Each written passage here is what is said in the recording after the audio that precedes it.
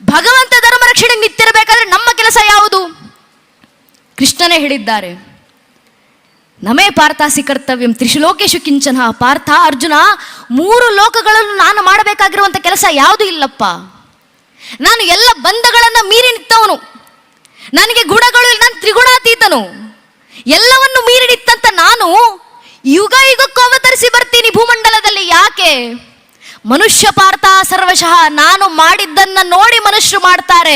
ಅಕಸ್ಮಾತ್ ನಾನು ಧರ್ಮ ರಕ್ಷಣೆಗೆ ಮುಂದೆ ಬರಲಿಲ್ಲ, ನಾನು ಧರ್ಮದ ಕೆಲಸ ಮಾಡಲಿಲ್ಲ ಅಂದ್ರೆ ಭಗವಂತನೇ ಧರ್ಮದ ಕೆಲಸ ಮಾಡಲಿಲ್ಲ. ಮನುಷ್ಯರಾಗಿ ನಾವ್ಯಾಕೆ ಮಾಡಬೇಕು ಅಂತ ಮನುಷ್ಯರು ಸುಮ್ಮನಾಗ್ಬಿಡ್ತಾರಪ್ಪ. ಆ ಮಾನವರಿಗೆ ಧರ್ಮ ಕೆಲಸ ಮಾಡಲಿಕ್ಕೆ ಪ್ರೇರಣೆ ಕೊಡ್ಲಿಕ್ಕೆ ನಾನು ಯುಗ ಯುಗಕ್ಕೂ ಅವತರಿಸಿ ಬಂದು ಧರ್ಮ ಕಾರ್ಯ ಮಾಡ್ತೀನಿ ಅಂತ ಕೃಷ್ಣ ಕೊಟ್ಟಂತ ಉಪದೇಶ. ನಿಮ್ಮ ಧರ್ಮ ಕಾರ್ಯಕ್ಕೆ ನಾನು ಜಯ ತಂದು ಕೊಡ್ತೀನಿ, ನೀವು ಧರ್ಮದ ಹಾದಿನಲ್ಲಿ ನಡೀರಿ ಸಾಕು. ಕೃಷ್ಣನ ಉಪದೇಶ, ಕೃಷ್ಣನ ಮಾರ್ಗದರ್ಶನ. ಭಗವಂತ ಕೊಟ್ಟಂತ ಆ ಮಾರ್ಗದರ್ಶನದಲ್ಲಿ ನಡೆಯುವಂತ ಅವಶ್ಯಕತೆ ಇವತ್ತು ನಮಗಿದೆ. ಧರ್ಮ ರಕ್ಷಣೆಯ ಹಾದಿ, ಧರ್ಮದ ಕೆಲಸವನ್ನ ಮಾಡ್ತಾನೆ ಜೀವನ ಬದುಕಬೇಕು ನಾವು. ಈಶಾವಾಸಿ ಉಪನಿಷತ್ತಿನ 2ನೇ ಮಂತ್ರ, ಕುರುವನ್ನೇವೇಹ ಕರ್ಮಾಣಿ ಜಿಜೀವಿಷ ಶತಗುಂ ಸಮಾಹ. ಮನುಷ್ಯ 100 ವರ್ಷ ಬದುಕಬೇಕು ಜಗತ್ನಲ್ಲಿ. ಶತಾಯುಷ್ಮಾನ್ ಭವ ಅಂತ ಆಶೀರ್ವಾದ ಮಾಡ್ತಾರಲ್ಲ ಹಿರಿಯರು. 100 ವರ್ಷ ಬದುಕಪ್ಪ ಸುಖವಾಗಿ. 100 ವರ್ಷ ಹೇಗೆ ಬದುಕಬೇಕು? ಕುರುವನ್ನೇವೇಹ ಕರ್ಮಾಣಿ, ಧರ್ಮ ಕರ್ಮವನ್ನ ಮಾಡ್ತಾ 100 ವರ್ಷ ಬದುಕಬೇಕು. ಅದು ಸಾರ್ಥಕ 100 ವರ್ಷದ ಜೀವನ. ಅಂತ ಜೀವನ ಬದುಕುವಂತ ಪ್ರೇರಣೆಯನ್ನ ತೊಡೋಣ. ಧರ್ಮಕ್ಕೋಸ್ಕರ ಕೆಲಸ ಮಾಡೋಣ, ಧರ್ಮ ರಕ್ಷಣೆಗೋಸ್ಕರ. ನನ್ನ ನಿಮ್ಮ ಪೂರ್ವಿಕರು ಎಷ್ಟೆಲ್ಲ ಶ್ರಮ ಪಟ್ಟಿದ್ರು, ಆ ಧರ್ಮ ಇವತ್ತು ನಮ್ಮ ಕೈಗೆ ಬಂದು ಸೇರಿದೆ. ಒಂದಲ್ಲ ಒಂದು ರೀತಿಯಲ್ಲಿ ಒಂದು ಕಾಲದಲ್ಲಿ ಪರಶುರಾಮರು ನಿಂತು ಯಾವ ಇಡೀ ತುಳುವ ಸಂಸ್ಕೃತಿಯನ್ನು, ನಾವು ಪರಂಪರೆಯನ್ನು ಮುಂದುವರಿಸ್ತಿದ್ದೀವಲ್ಲ, ಇದೇ ತುಳುನಾಡಿನ ಸಂಸ್ಕೃತಿಯನ್ನು ಸೃಷ್ಟಿ ಮಾಡಿದಂತ ಇಡೀ ದೇಶದಲ್ಲಿ, ಇಡೀ ಜಗತ್ತಿನಲ್ಲಿ ಧರ್ಮ ನಾಶದ ಅಂಚಿಗೆ ಬಂದು ತಲುಪಿ ನಿಂತಾಗ ಧರ್ಮದ ಉದ್ಭವ, ಧರ್ಮದ ಉದ್ದೀಪನ ಈ ಒಂದು ಕ್ಷೇತ್ರದಿಂದ ಆಗಬೇಕು ಅಂತ ತುಳುನಾಡಿನ ಕ್ಷೇತ್ರವನ್ನೇ ಸ್ಥಾಪನೆ ಮಾಡಿದಷ್ಟೇ ಅಲ್ಲದೆ, ಇದೇ ಮಧೂರಿನ ಇದೇ ಇತಿಹಾಸದಲ್ಲಿ ಬ್ರಹ್ಮಾಂಡ ಪುರಾಣದಲ್ಲಿ ಉಲ್ಲೇಖವಾಗಿರುವಂತ ಮಾತು, ಪರಶುರಾಮರು ಇಲ್ಲಿಗೆ ಬಂದಿದ್ದಾರೆ, ಇಲ್ಲಿ ತಮ್ಮ ದರ್ಶನವನ್ನು ಕೊಟ್ಟು ಇಲ್ಲಿ ಆಶೀರ್ವಾದವನ್ನು ಪಡೆದು ಹೋಗಿದ್ದಾರೆ ಅಂತ.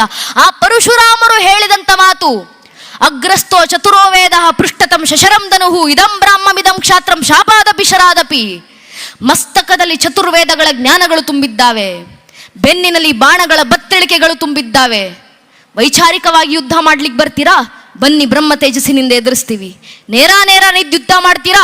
ಬನ್ನಿ ಕ್ಷಾತ್ರ ತೇಜಸ್ಸಿನಿಂದ ಎದುರಿಸ್ತೀವಿ. ಶಾಪಾದಪಿ ಶರಾದಪಿ, ಯಾವ ರೀತಿ ಬಂದ್ರೂ ಪರವಾಗಿಲ್ಲ, ಧರ್ಮ ರಕ್ಷಣೆಗೆ ನಾವು ಸಿದ್ಧ ಅಂತ ಪರಶುರಾಮರು ಕೊಟ್ಟಂತ ಆ ಮಾತನ್ನ ಪ್ರೇರಣೆಯಾಗಿ ಹಿಡಿದು ಅಂದಿನಿಂದ ಇಂದಿನ ಕಾಲದವರೆಗೂ ಧರ್ಮ ರಕ್ಷಣೆಯನ್ನ ನನ್ನ ನಿಮ್ಮ ಪೂರ್ವಿಕರು ಮಾಡಿ ಬಂದಿದ್ದಾರಲ್ಲ. ಧರ್ಮ ಪರಂಪರೆ, ಧರ್ಮ ಜ್ಞಾನ, ಧರ್ಮ ಸಂಸ್ಕೃತಿಯ ರಕ್ಷಣೆಗೆ ಎಷ್ಟರ ಮಟ್ಟಿಗೆ ಪ್ರಯತ್ನ ಪಟ್ಟಿದ್ದಾರೆ ಮನುಷ್ಯರು ಬಿಡಿ. ಭಗವಂತ ಧರೆಗಿಳಿದ ಅವತಾರ ಶ್ರೀಕೃಷ್ಣ ಪರಮಾತ್ಮ ಕುರುಕ್ಷೇತ್ರ ರಣರಂಗದಲ್ಲಿ ನಿಂತಿದ್ದಾರೆ. ಶರಾಶದ ಮೇಲೆ ಭೀಷ್ಮ ಪಿತಾಮಹರು ಮಲಗಿದ್ದಾರೆ. ಅದನ್ನು ನೋಡಿದಂತ ಕೃಷ್ಣನ ಬಾಯಿಂದ ಬಂದಂತ ಉದ್ಗಾರ ಶ್ರೀವ್ಯಾಸರು ಬರೀತಾರೆ, ತಸ್ಮಿನ್ ಅಸ್ತಂಗತೆ ಭೀಷ್ಮೆ ಪಾಂಡವಾನಂ ಧುರಂದರೆ. ಅಸ್ತಂಗತರಾಗ್ತಿದ್ದಾರಪ್ಪ ಅಲ್ಲಿ ಭೀಷ್ಮ ಪಿತಾಮಹರು.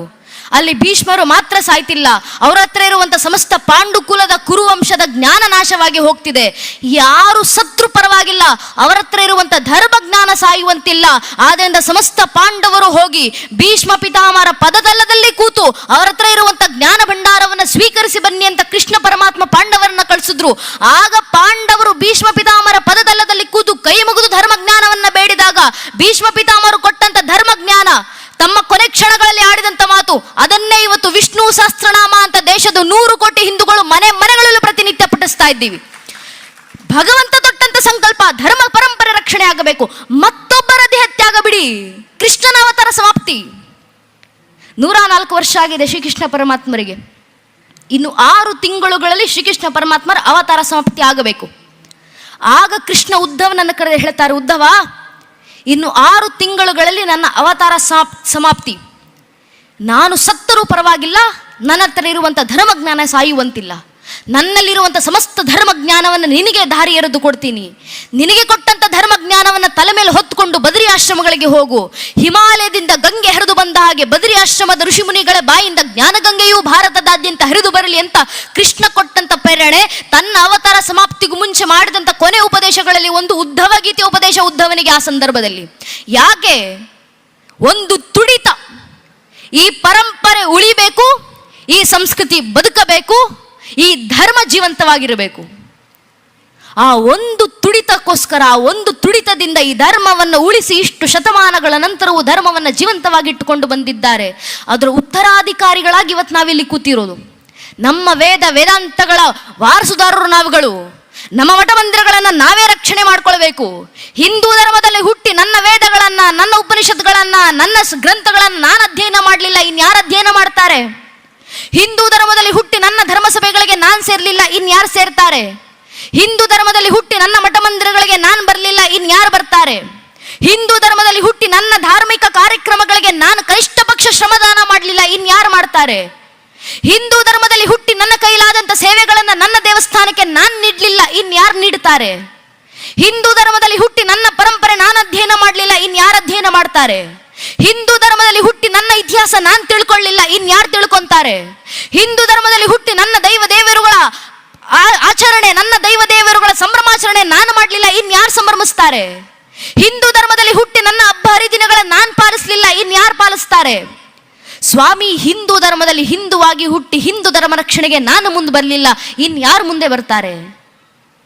ಇದನ್ನೆಲ್ವ ಕೃಷ್ಣ ಪ್ರೇರಣೆ ಕೊಟ್ಟಿದ್ದು ಅರ್ಜುನನಿಗೆ. ಭಗವದ್ಗೀತೆ 2ನೇ ಅಧ್ಯಾಯದ 2ನೇ ಮತ್ತು 3ನೇ ಶ್ಲೋಕ ಕೃಷ್ಣ ಅರ್ಜುನನಿಗೆ ಹೇಳ್ತಾರೆ, ಕುತಸ್ಥವಾ ಕಶ್ಮಲಮಿದಂ ವಿಷಯಮೇ ಸಂಪುತ ಸ್ಥಿತಂ ಅನಾರೆ ದುಷ್ಟನ ಸ್ವರ್ಗ ಮಕೃತಿಕರಂ ಅರ್ಜುನ ಕ್ಲೇಬ್ಯಮಸ್ಮಗೋ ಭಾರತ ನೈತತ್ವಿಪಬದ್ಧತೆ ಶ್ರದ್ಧ ಮೃದಯ ದೌರ್ಬಲ್ಯಂ ತೆಕ್ತೋದಿಷ್ಠ ಪರಂತಪ. ಅರ್ಜುನ, ಈ ಸಂದರ್ಭದಲ್ಲಿ ಸುಮ್ಮನ ಕೂರೋ ಸಮಯ ಅಲ್ಲಪ್ಪ. ಯಾವ ಧರ್ಮವನ್ನು ಉಳಿಸ್ಲಿಕ್ಕೋಸ್ಕರ ನಿನ್ನ ಪೂರ್ವಿಕರು ಸರ್ವಸ್ವವನ್ನು ಮುಡಿಪಾಗಿಟ್ಟಿದ್ರು, ಆ ಪರಂಪರೆಯಲ್ಲಿ ಹುಟ್ಟಿ ಆ ಪರಂಪರೆ ನಿನ್ನ ಕೈಗೆ ಸೇರಿದೆ. ನಿನ್ನ ಕೈಗೆ ಸೇರಿರುವಂತ ಈ ಧಾರ್ಮಿಕ ಪರಂಪರೆ ಉಳಿಸಿ ಮುಂದಿನ ಪೀಳಿಗೆ ಕೊಡುವಂತ ಕೆಲಸ ನಿನ್ನಿಂದಾಗ್ಲಿಲ್ಲ ಅಂದ್ರೆ ಇನ್ಯಾರು ಮಾಡ್ಬೇಕು ಆ ಕೆಲಸವನ್ನ? ನಿನ್ನ ಮನೆತನಕ್ಕೆ, ನಿನ್ನ ಕುಲಕ್ಕೆ ಅಗೌರವವನ್ನು ತೋರಬೇಡ, ಅಕೀರ್ತಿಯನ್ನು ತರಬೇಡ. ನಿನ್ನ ಕುಲದ ಯಾವ ಮರ್ಯಾದೆಯನ್ನ ನಿನ್ನ ಪೂರ್ವಿಕರು ಉಳಿಸಿದ್ರು ಅದನ್ನ ಉಳಿಸಿ ಮುಂದಿನ ಪೀಳಿಗೆಗೆ ತಲುಪಿಸುವಂತ ಕೆಲಸ ಮಾಡು. ಆ ಕೆಲಸ ಯಾವತ್ತಾಗೋದು? ಯಾವ ರೀತಿ ಆಗೋದು? ನಾವು ಸಂಘಟಿತರಾಗಿ ಬಂದಂಥ ದಿನ. ಧರ್ಮ ಉಳಿಸಬೇಕಿದು. ಏನಕ್ಕೆ ಉಳಿಸಬೇಕಂದ್ರೆ ಬಹಳ ಹಿಂದಿನ ಉದಾಹರಣೆ ಬೇಡ. ಕೆಲವು ದಶಕಗಳ ಹಿಂದೆ ಅಪಾರ್ಥ ಆಕ್ರಮಣಗಳಿಗೆ ಒಳಗಾಗಿರುವಂಥ ಹಿಂದೂ ಧರ್ಮ ಎಂಬ ಪುಸ್ತಕವನ್ನು ಡಾಕ್ಟರ್ ಚಿದಾನಂದ ಮೂರ್ತಿಗಳವರು ಬರೆದಿದ್ದಾರೆ, ನಾಡೋಜ ಪ್ರಶಸ್ತಿ ವಿಜೇತರು. ಅದರಲ್ಲಿ ಲೇಖಕರು ಸ್ಪಷ್ಟವಾಗಿ ಉಲ್ಲೇಖ ಮಾಡ್ತಾರೆ, ಕನ್ನಡ, ತೆಲುಗು, ಮರಾಠಿ, ಮಲಯಾಳಿ ಉಳಿಬೇಕಾ? ಸನಾತನ ಹಿಂದೂ ಧರ್ಮ ಜೀವಂತವಾಗಿರಬೇಕು. ರಾಯಣ್ಣ, ಬಸವಣ್ಣ, ಶಿವಾಜಿ ಜೀವಂತವಾಗಿರಬೇಕಾ? ಸನಾತನ ಹಿಂದೂ ಧರ್ಮ ಬದುಕಬೇಕು. ಇದು ಅತ್ಯಂತ ಘೋರ ಸತ್ಯ, ಎಲ್ಲರೂ ತಿಳ್ಕೊಳ್ಬೇಕಾಗಿದ್ದು ಅಂತ ಡಾಕ್ಟರ್ ಚಿದಾನಂದ ಮೂರ್ತಿಗಳವರು ಉಲ್ಲೇಖ ಮಾಡಿ ಬರೆದಿರುವಂಥ ವಿಚಾರ ಸೂಕ್ಷ್ಮವಾಗಿ ಅರ್ಥವಾಗೋದಿದ್ರೆ ದಯವಿಟ್ಟು ಅರ್ಥ ಮಾಡ್ಕೊಳ್ಳಿ. ಜಗತ್ತಿನ ಎಲ್ಲ ಪರಂಪರೆ ಉಳಿಬೇಕು ಅಂದರೆ ಇಡೀ ಜಗತ್ತಿನ ಪರಂಪರೆ ಜೀವಂತವಾಗಿರಲಿ ಅಂತ ಆಶಿಸುವಂಥ ಈ ಸನಾತನ ಹಿಂದೂ ಧರ್ಮ ಜೀವಂತವಾಗಿದ್ದಾಗ ಮಾತ್ರ ಅದು ಸಾಧ್ಯ ಆಗೋದು. ನಮ್ಮ ಧಾರ್ಮಿಕ ಕ್ಷೇತ್ರಗಳಲ್ಲಿ ಬಂದಾಗ ಮಾತ್ರ ಹಸು ಮತ್ತು ಹುಲಿ ಕೂಡ ಸೌಹಾರ್ದತೆಯಿಂದ ಇಲ್ಲಿ ಬದುಕ್ತಿತ್ತು ಅಂತ ಹಿರಿಯರು ಇತಿಹಾಸವನ್ನು ಉಲ್ಲೇಖ ಮಾಡ್ತಾರಲ್ಲ, ಅಂತ ಇತಿಹಾಸಗಳು ಸಿಗೋದು ನಮ್ಮ ದೇವಸ್ಥಾನಗಳ ಕ್ಷೇತ್ರಗಳಲ್ಲಿ ಮಾತ್ರ. ಇಂಥ ದೇವಸ್ಥಾನಗಳು ಉಳಿದಾಗ ಮಾತ್ರ ಜಗತ್ತಿನಲ್ಲಿ ಶಾಂತಿ ಉಳಿಲಿಕ್ಕೆ ಸಾಧ್ಯ. ಆ ಮನುಕುಲಕ್ಕೆ ಜಯವನ್ನು ತಂದುಕೊಡ್ಲಿಕ್ಕೋಸ್ಕರನಾದ್ರೂ ಧರ್ಮ ರಕ್ಷಣೆ ಮಾಡುವಂತ ಕೆಲಸ ಇವತ್ತು ನನ್ನಿಂದ ನಿಮ್ಮಿಂದ ಆಗುವಂತ ಅವಶ್ಯಕತೆ ಇದೆ. ಈ ಧರ್ಮ ಯಾವತ್ತು ಉಳಿಯುತ್ತೆ? ನಾವು ಸಂಘಟಿತರಾಗಿ ಬಂದಾಗ. ಈ ಕೃಷ್ಣನ ಮಾತು ಭಗವದ್ಗೀತೆ 4ನೇ ಅಧ್ಯಾಯದ 7ನೇ ಶ್ಲೋಕದಲ್ಲಿ ಶ್ರೀಕೃಷ್ಣ ಪರಮಾತ್ಮ ಕೊಟ್ಟಂತ ಕರೆ, ಯದಾ ಯದಾ ಈ ಧರ್ಮಸ್ಯ ಗ್ಲಾನಿರ್ಭವತಿ ಭಾರತ ಅಭ್ಯುತ್ಥಾನಮ ಧರ್ಮಸ್ಯ ದದಾತ್ಮಾನುಶಯಾಮ್ಯಹಂ ಪರಿತ್ರಾಣಯ ಸಾಧುನು ವಿನಾಶ ದೃಷ್ಟೃತ ಧರ್ಮ ಸಂಸ್ಥಾಪನಾತಾಯ ಸಂಭವಾಮಿ ಯುಗೆ ಯುಗೆ. ಯುಗ ಯುಗಕ್ಕೂ ಧರ್ಮ ರಕ್ಷಣೆ ಮಾಡ್ಲಿಕ್ಕೆ ನಾನು ಅವತರಿಸಿ ಬರ್ತೀನಿ. ಆದರೆ ಕಲಿಯುಗದಲ್ಲಿ ಯಾವ ಅವತಾರ? ಕೃಷ್ಣ ಹೇಳ್ತಾರೆ ಮುಂದುವರಿಸಿ, ಕಲಿಯುಗದ ಅಂತ್ಯದಲ್ಲಿ ಕಲಿಕೆ ಅವತಾರ. ಆದರೆ ಕಲಿಯುಗ ನಡೀತಾ ಇರಬೇಕಾದ್ರೆ ಕಲಿಯುಗದೊಳಗೆ ದೇಶ ಧರ್ಮ ರಕ್ಷಣೆಗಿರೋದು ಒಂದೇ ಒಂದು ಅವತಾರ, ಅದು ಸಂಘ ಶಕ್ತಿ ಕಲಿಯುಗೆ. ಸಂಘಟಿತ ಬಲದಿಂದ ಮಾತ್ರ ಕಲಿಯುಗದಲ್ಲಿ ಧರ್ಮ ರಕ್ಷಣೆ ಮಾಡ್ಕೊಳ್ಳಿಕ್ಕಾಗೋದು. ಆದ್ರಿಂದ ಸಂಘಟಿತರಾಗಿ ಬನ್ನಿ ಹಿಂದೂಗಳೇ. ಅಪಾರ ಭೂಮಿ ವಿಸ್ತಾರ ಮಗಣ್ಯ ಜನಸಂಕುಲಂ ರಾಷ್ಟ್ರಂ ಸಂಘಟನೆಯ ಪ್ರಭವೇನಾತ್ಮ ರಕ್ಷಣೆ ಶಾಸ್ತ್ರಾಕಾರರ ಮಾತು. ನಾವು ಸಂಘಟಿತರಾಗಿ ಒಮ್ಮೆ ಹಿಂದೂ ಸಮಾಜ ಬಂತು, ಜಗತ್ನಲ್ಲಿ ಏನೇನೆಲ್ಲ ಬದಲಾವಣೆಯನ್ನು ತರಬಹುದು. ನಮ್ಮ ಹಿರಿಯರು, ನಮ್ಮ ಪೂರ್ವಿಕರು ತೋರಿಸಿಕೊಟ್ಟು ಹೋಗಿದ್ದಾರಲ್ಲ ಜೀವಂತ ಸಾಕ್ಷಿ. ಒಮ್ಮೆ ಹಿಂದೂ ಸಮಾಜ ಕೆಲವು ದಶಕಗಳ ಹಿಂದೆ ಪೂಜ್ಯನೇ ಅಶೋಕ್ ಸಿಂಗಾಜಿಯವರು ನಿತ್ತು ಕರೆಯನ್ನ ಕೊಟ್ಟಿದ್ರು. रोम रोम में रमे हुए राम के लिए आओ कार सेवको, बनो कार सेवको, मिटो कार सेवको. अगर समय पड़े तो अयोध्या में बहती सरयू नदी को अपने लहू से लाल करना पड़े तो डरो ना कार सेवको. ಅಶೋಕ್ ಸಿಂಗಾಜಿ ಅವರ ಕರೆ. ರೋಮ ರೋಮದಲ್ಲಿ ರಮಿಸಿರುವಂತ ರಾಮರಿಗೋಸ್ಕರ ಬನ್ನಿ ಕಾರ್ ಸೇವಕರಾಗಿ ಹಿಂದೂಗಳೇ. ಸಮಯ ಬಂದ್ರೆ ಅಯೋಧ್ಯೆಯಲ್ಲಿ ಹರಿತಾ ಇರುವಂತ ಸರಿಯು ನದಿಯನ್ನ ನಿಮ್ಮ ರಕ್ತದ ಕಣ ಕಣದಿಂದ ಕೆಂಪಾಗಿಸುವ ಸಂದರ್ಭ ಬಂದ್ರು ಹಿಂಜರಿದಿರಿ ಕಾರ್ ಸೇವಕರೇ. ಅಶೋಕ್ ಸಿಂಗಾಜಿ